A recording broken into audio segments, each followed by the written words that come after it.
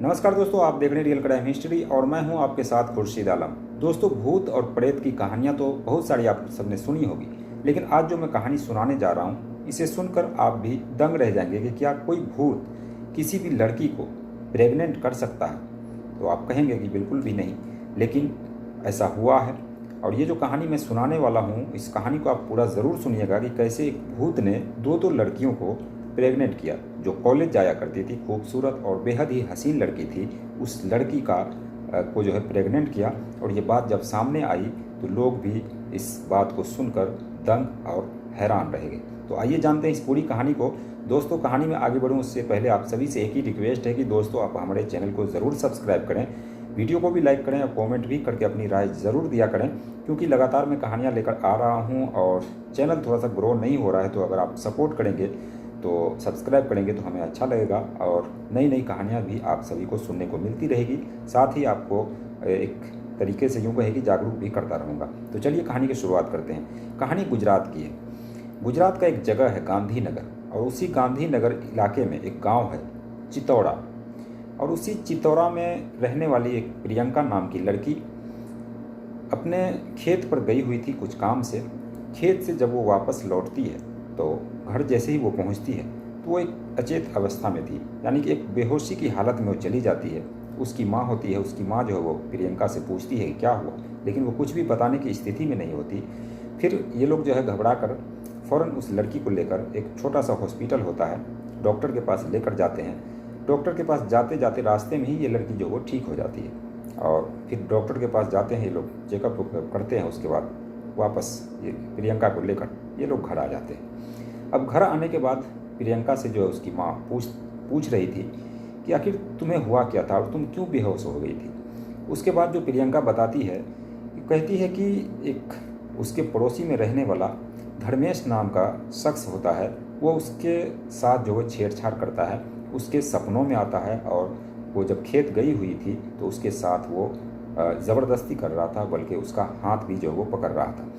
उसकी माँ जब इस बात को सुनती है तो वो कहती है धर्मेश तो आज से 10 साल पहले मर चुका है, ये कैसे तुम्हारे साथ ऐसा कर सकता है। फिर प्रियंका कहती है नहीं, वो धर्मेश अंकल ही थे जो मुझे ज़बरदस्ती कर रहे थे और मेरे साथ कुछ करने की वो कोशिश कर रहे थे, जिसके बाद मैं वहाँ से भागी और घर आते आते बेहोश हो गई।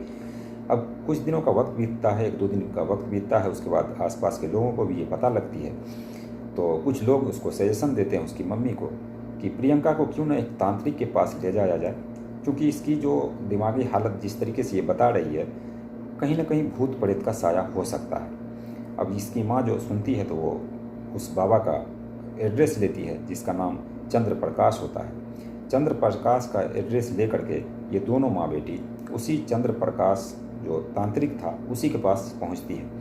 पहुँचने के बाद वहाँ जब प्रियंका को लेकर पहुँचती है तो बाबा देखते हैं और कहते हैं इस लड़की पर भूत और प्रेत का साया है, इसे ठीक करना होगा, और इसके लिए इस लड़की को कई बार मेरे पास आना होगा, रोज़ाना आना होगा। अब इसके लिए कुछ सामग्री है, वो सामग्री मैं लिख कर देता हूँ, इसे ले करके कल जो है वो भेज देना, या फिर आप लोग ले करके आना। उसकी माँ भी उस लड़की को लेकर घर चली जाती है। रास्ते में बाज़ार में वो सारा सामान खरीदती है जो भी पूजा का सामान होता है। सामान खरीदने के बाद अब अगले दिन उसको जाना था, लेकिन उसके घर में कुछ लोग आ जाते हैं, कुछ मेहमान आ जाते हैं, जिसके कारण जो है उसकी माँ नहीं जा पाती है। अब इस लड़की का एक सहेली भी थी। अब इस लड़की की एक सहेली भी थी जो कि कॉलेज में साथ पढ़ा करती थी, जिसका नाम अंजू होता है।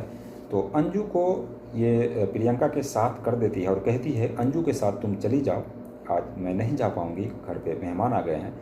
तो ये जो प्रियंका है अंजू को लेकर वो अपनी सहेली को लेकर सीधे उस तांत्रिक के पास पहुंच जाती है। तांत्रिक के पास जैसे ही पहुंचती है, क्योंकि अंजू जो वो देखने में काफ़ी खूबसूरत थी और एक तरीके से यूँ कहिए कि मदमस्त थी, तो वो देख कर तांत्रिक जो है वो चंद्र प्रकाश देख कर उसका मन जो है वो डोल जाता है।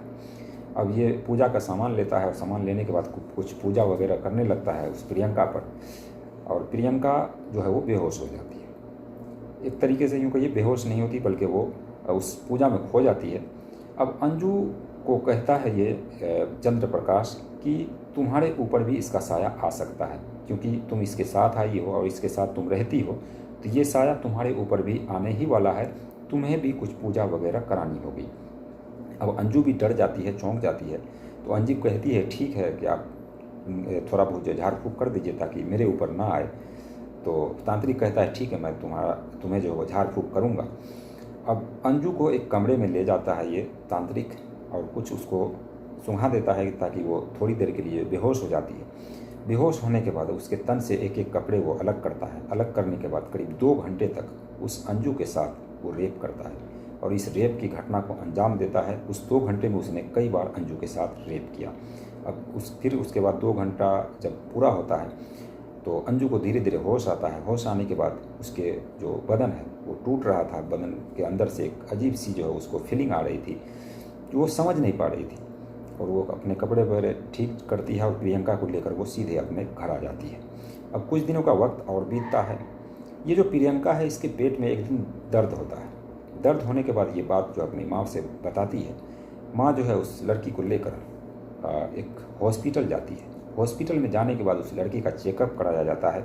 चेकअप कराने के बाद पता लगता है कि ये जो लड़की है प्रियंका, ये 3 महीने की प्रेग्नेंट है। अब ये बात जैसे ही उसकी माँ सुनती है उसके पैरों तले से ज़मीन खिसक जाती है कि आखिर ये कैसे हुआ। अब उस लड़की को वहाँ से गुस्से में लेकर घर आती है। घर आने के बाद उससे पूछताछ करती है, लेकिन प्रियंका जो है वो कुछ भी बताने को तैयार ही नहीं। अब उससे मारा पीटा भी जाता है, पूछा जाता है तो बार बार वो वही कह रही थी कि उसका जो धर्मेश चाचा था, बगल वाले पड़ोसी, वो ये जो जिसकी 10 साल पहले ही मृत्यु हो चुकी थी, उसी का नाम ये बार बार ले रही थी। लेकिन उसकी माँ को ये विश्वास नहीं होता। अब कुछ दिनों का वक्त बीतता है। इस प्रियंका को कुछ दवाइयाँ ला करके ये लोग देते हैं। देने के बाद इसका जो गर्भपात है वो हो जाता है। अब धीरे धीरे नॉर्मल होने लगता है सारा चीज़। अब कुछ दिनों का वक्त बीतने के बाद ये जो अंजू है इसके पेट में भी एक बार दर्द होता है और दर्द होने के बाद इसको भी हॉस्पिटल ले जाया जाता है। हॉस्पिटल जाने के बाद पता लगता है ये जो अंजू है ये भी प्रेग्नेंट है। अब क्योंकि प्रियंका तो बाबा के पास गई थी, उससे पहले से प्रेग्नेंट है, लेकिन अंजू जब बाबा के पास गई तब प्रेग्नेंट हुई। तो ये सब आखिर कैसे हुआ। अब अंजू को प्रेग्नेंट होने की जैसे ही बात सामने आती है, उसके घर वाले भी ये जानते हैं कि अंजू जो है वो प्रियंका के साथ उस बाबा के पास गई थी। हो सकता है कि ये बाबा का ही कुछ कराया हो।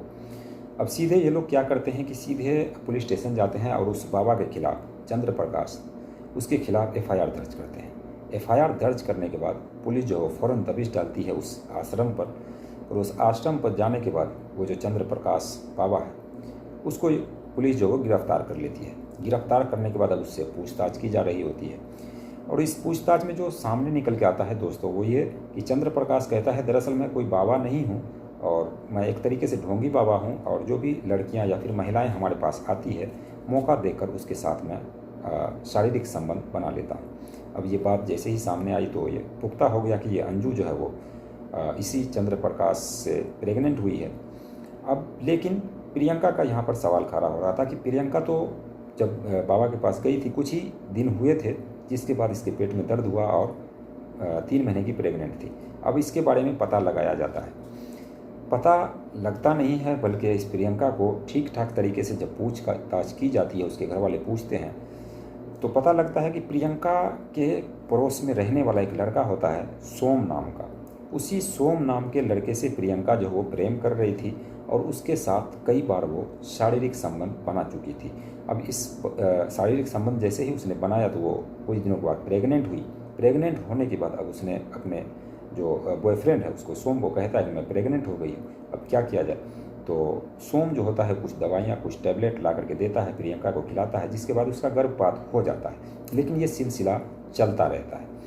और इसी तरीके से ये जो प्रियंका ने बताया कि सोम नाम के लड़के से उसका अफेयर था और उसी की वजह से 2 बार वो प्रेग्नेंट हुई थी, जो कि पिछली बार वो पकड़ी गई हॉस्पिटल ले जाने के बाद। तो इस तरीके से ये मामला सामने आता है। और ये जो सोम नाम का लड़का है ये जो है प्रियंका के साथ नाजायज़ संबंध बना रहा था, जिसके बाद पुलिस जो है उसको भी गिरफ्तार करती है। और ये जो चंद्र प्रकाश बाबा था, तांत्रिक था, उसको भी गिरफ्तार करके उसे जेल की सलाखों के पीछे डाल दिया जाता है।